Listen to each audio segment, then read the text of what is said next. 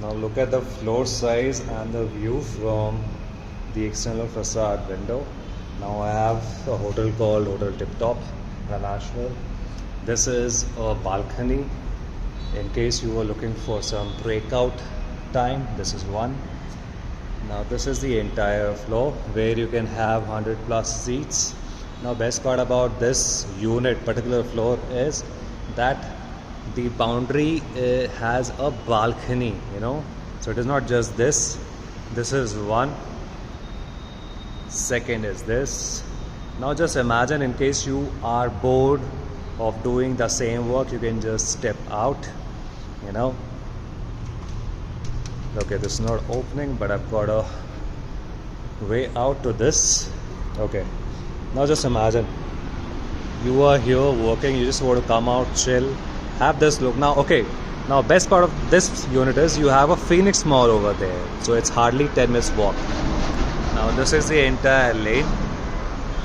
Now we step in again. You have another balcony which is giving you a view of a residential units.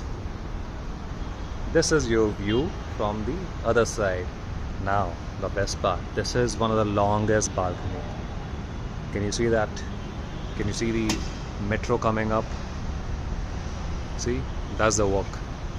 I'll just zoom more. There's a station which is coming up. There's a Hinjewadi lane which is going in.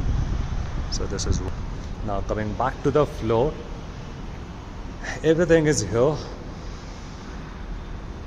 You have the services, the washrooms. Now so now this particular floor, you can have all your soft services planned here, like dry pantry and small cafeteria in case you want to sit inside. This is a fire exit. These are the washrooms. So you have male and female both.